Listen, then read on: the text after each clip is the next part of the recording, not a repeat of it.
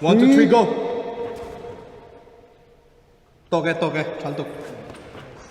nice bro mỗi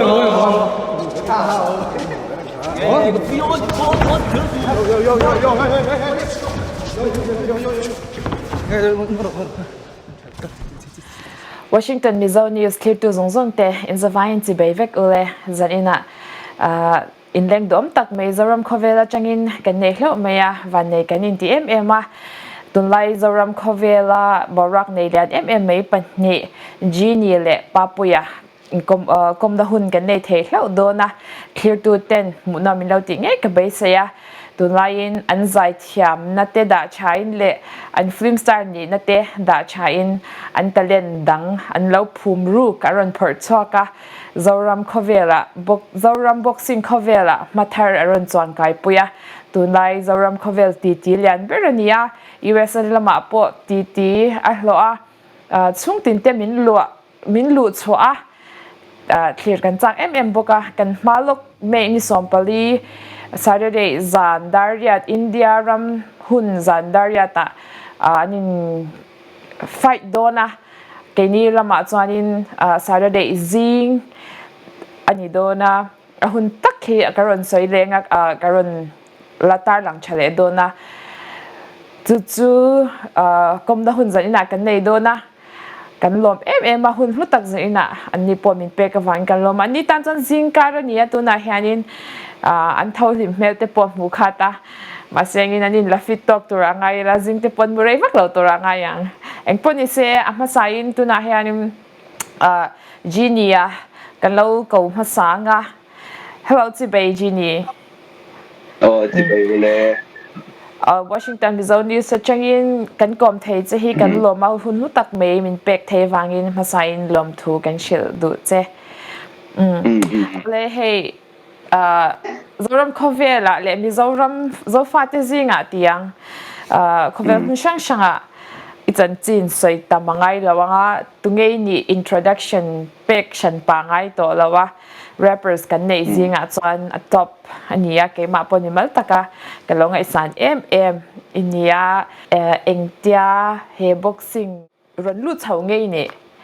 ron tuipui chau ngei ni ti lai kha kan ve chak min chil thei chang kalom vel ole atuina timeang ena tu akal khata changa tui hi zo man tui kan tui na chu re to boxing ai ma chane MMA hi ka tui zo ka UFC hi ke en na sa kamis ngai baklawa chuanin chu a reve to ni chu chuanin idea kan han nei na chu han ti vela thanga ti la zong lu ve doni la I enge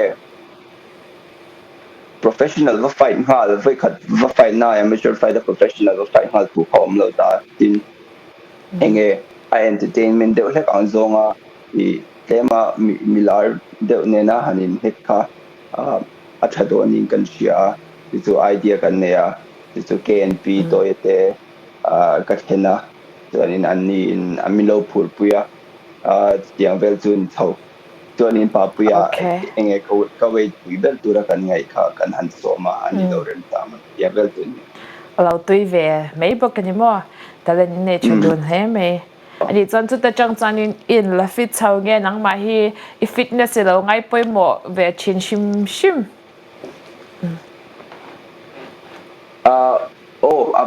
ke ma hi chu pa ngai ni me ya eng lo chau da na chuanin tun ho hian in gym te kan hit ya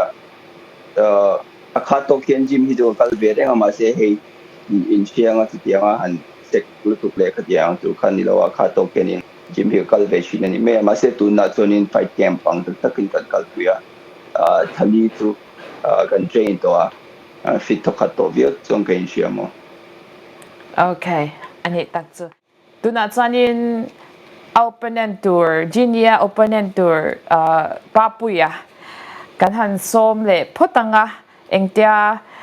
he boxing here an tui chau nge ni som na lo pom chau ve me nge ni ti la ya kha kan zot ve don ni hello PAPUI da mem hello da mem tukin zinga Washington Mizo News te ihun hlutak mai min pek the wangin lom thu kan soi lom thu kan shil du chia chuanin engtia boxing hiron tui chho ve nge ni film chawi chang thina moti mana kalain heten boxer iron ni chho ve le me ya helai vel hi tuna hanji ni khanin a weight pui mo lightweight an yang chu kami tur kha celebrity zinga khanan som chia aron aptum pui om ber nya shat kharon som chia elo accept ve mai boka hunkal toi lo ti ve to chin nge nia tuna inbox sai chho ve zel lai ti lai kha kan va shat chak nia boxing lampang combat fighting shrimp me chu high school vela te la ka in sual ti lo ka la ti kai lo shrimp tiang vel chu ti tham tan okay chani aron som cha khan ilo accept ve mya maybe nia minon som khan utoi tan minon bia chun kami chan chin tang bi anti chaudan anon buat sai chaudan khan shil ta kata han ka interest zong kha lo ni ve do shim bok nei nei event mi zo ma chon thil leng lo te la ni bok nei khan kami khan mi pa khatia lo in chon na kha chu cholet lo pi ku lo chu an chang lo accept ni nei al pa rem hle me alom hle me film chan chau mo thiam ti manak line boxing lampoin lo tui chho ve zela en chak to khop me celebrity patni pakhat zai thiam pakhat rapper ma pakhat film star in hanin fight chho wel tur chu ti po aliana helama po kan lo mucha ka ti liana chung tin ta min lu chua chuwang chanin keni lam Washington Mizo News pon engtiang che thil thleng chho tur nge ti kha kan she chak ani 1 2 3 go toke chantuk nice bro chú là ngồi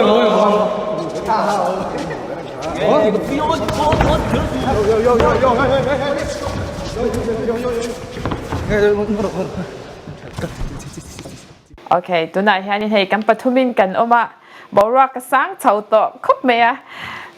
hemi interview ka tlang he chani ni fight kha lo tura ngai la lo in bedroom shi lo phatula okay ani chanin jinia kan zot lenga hei kan min som pali chu an nai to khop me a vo in di som ani to ni thum lek no kan fight to da in boss sai na enge tlang pui mi shil the fitness level te ti chat tok to em in ready to khop me fitness for chat to enge skills for a chat to in ready to view me ke ma he wei kan kai lo zo kan ni le hala ke ma tam pe to nin awal sama chuan to nin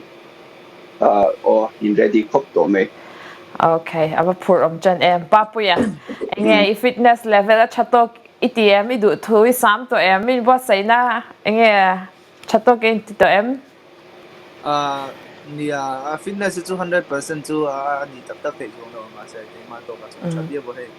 tu na tak ki chuan hei water weight cut tu na jiron so yang da khan weight cut nai ka nia na water weight cutting kan te hei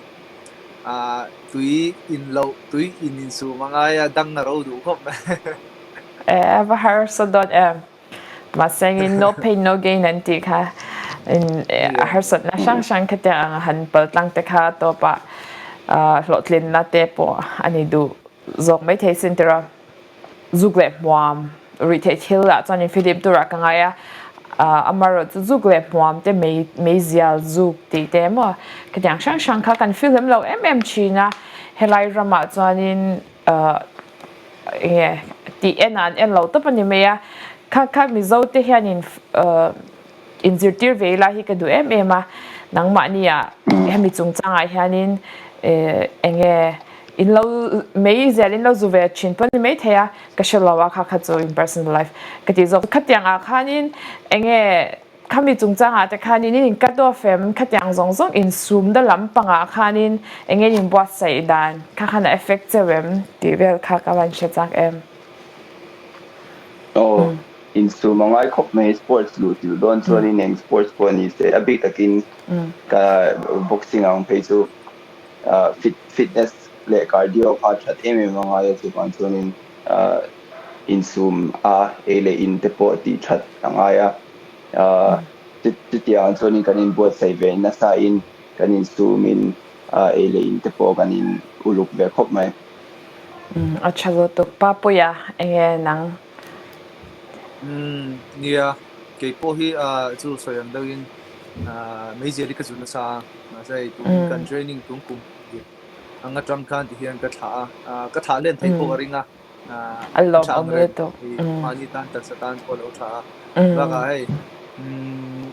here tu na ji soyam do po khan fitness a bikin cardio a shiat lu tu ka is zu biki ti le so tem tho ka buai ma ka ani a that lo zia chu chiang kan soi ngai lo in shiat vek nu ni thawa follow thei chon follow stram chu thani hi ka ti ke ma chu okay alom khop me kha khania nang ma ni lo mi dang te ron ti chhovezel tur tan po hetyang lama hian in sumi la ti hi ka lo du thei lu tu ka mizo angin mo kan nam zuk le mam kan tin sa a ri thei thil kan han ti han zu le drak khatyang lam kher khani lawa zuk le mam ku wa te meizal kan tin sa em ma kha khan kan fitness kha min ti chena sa china chuwangin kan ni turang te kan ni phalo china khatyang in lo in su ai lo film katia midang tan pun en ton tak katia PAPUIA po ngay len theng ka be se du sak na ka lan PAPUIA mo fiam thu thiam ha an lui za thak ha thu di kan soi ta sa ma khan pa na renga nei lo ming bu la bak a pa lo pui lo ka tum tur hi ka tui lo ma se ka vui lo sum lo ka nek khuna chon a mai khamo a fu a bullet riang ani nga duk mi ti nu ya tum reng na chan mo mel hian duk ka ti ul go fiam tu zu ka thiama ma sharing chung a chuan fiam thui tho zo zo hnahthlak shang chin kan u naw kan ti zing ha tele mi shang om khom kan nia helai hmuna hian zo mi te zo tung zo phei kan ti zong te om khom vek kan nia khatyanga khanin zo fa te kan niangin nam in pum khat na helai hmuna chan kan da lian em a chuwan khang mi te zong kha lo thlir turin kan du sak boka ani po kang mit zinga khanin cha du in name PAPUIA kan som ma sange ole nie soi vak ka thiam lem lo min lo hey kan fight thi kai ma ni pon nia kan ngai du chia po tin kan til sui tang te po khan toi te tang po khan sia sak ringa kan thei top dak mek kan chuwa ve a chuwang chuan he fight thi min lo ngai du saka min lo thi sak vek turing karon som cheu ni okay kan lo me jinia sai do neyam clear to te tan cha du kan som nie as zone hnahthlak ti sang om kho min nia in pum khat nei ma sa in apa i la te po kan bo sia kin in la sia nga zo ram thani ne bo kan sak tur nam kan zo fa te hnahthlak te in pum khat na tur lampang khan ya chuwang chuan in nia in pum khat na ha poi mo ti ha kan sei mu sa tu zon tu kan fight tu sang a po hian nia i nasa takin he kanin buat sai vea kan train at he patok munam ngei tu ra po kan ngaya kan base he tin ke mani chawlo po he mi dang fight tu nom boka Mizoram versus Manipur ang khana ka ti kha lo shia kha ka dua kan fighter thaber ber tele Manipur fighter chatak tak te tu zok nge chak tu shit bi lo ang khanin anin fight don boka tu an munam don boka chuanin ke ni ke le PAPUIA hi kan he patop kan chua munam ngei tu ra kan ngai boka tu in the vain milo en sakin milo support ve thau don ni ha so ve du ka okay kan lom lu tu ke tunaron sai tak ang khanin he Washington Mizo News channel lo thlir tu zawng te he kanin kom na lo thlir tu zawng te chon anin fight huna lo thlir cheu turin kan yen chewa lpsplay.net website ta en thei do na tin lps play app a en thei don boka amaro chu hi iOS mangtan a thei don em ka shet cha lawa Android mangtan chuanin LPS Play app a khanin man life in en thei dona pay-per-view tur ani wangin mimal tinte lo en chau turin kan som chewa video toite lo thlir haulo kang o So what you wanna do? Punching on the keyboard like the warriors do. Fighting for opinion like out of 7 billion. The voice is the medium, new age Coliseum. Turn on your PC, your TV, your phone. If you wanna know what's really going on. Gladiators on the screen with the clocks in between. Fighting like machines until the round 13. Everybody wanna fight right for the limelight. Even when we the night for the spotlight. All lights on the ring when the bell goes ding. Adrenaline's bloodstream. Everybody scream. Bosh.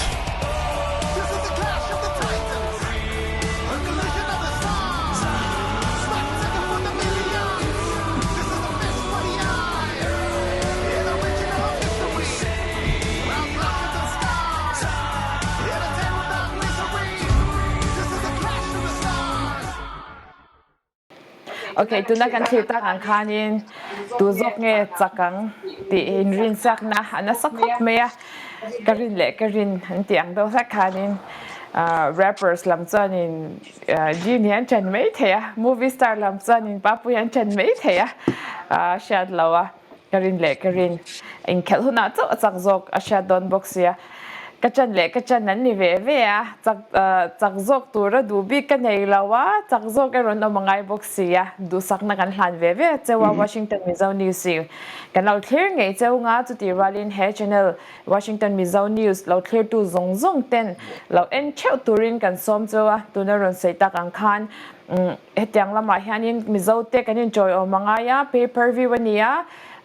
pakhat tan zing za kha helama US dollar a chan dollar khatle sen som nga vel chawani dona chuwang cha ataw lo emema I cheng khatle ti lekhan kan zo fa te kan chan pui thei dona meini som pali zana hian papuia le jinia chaw lo po boxer dang tamtak anin nek dona enaman hla don ema thlir tu te zawng lo thlir cheu turin he Washington Mizo News channel lo thlir tu zawng ten lo thlir cheu turin kan som chewa pay-per-view ani dona kan tiang khanin kan Mizo pui te sum le paina shanin kan chan pui thelo ni mai the maro chu I cheng khatle ti lek I dollar khatle ti lek panga I lo en khan kan Mizo pui te kan chan pui dona tin ani tan hlok na lo nia ke ni tan po ahlim oma phur om boka tiang aga zo faten boxing lama mathar kan han kai tur le enge en tur kan ma entertainment miron chop sakhi anchunga po kan lom ema hey helama po dancing with the stars antia celebrity hote anin lam sak vel china munom ema katiang bo khan tuna chanin kan mi pate a boxing lam zongin kan celebrity ten ma ron la phuram kati ema clear chau turin du sakna kan han chewa tuna ani chau ni lo inkhel tur dang boxer dang te video toy te lo clear lo kang u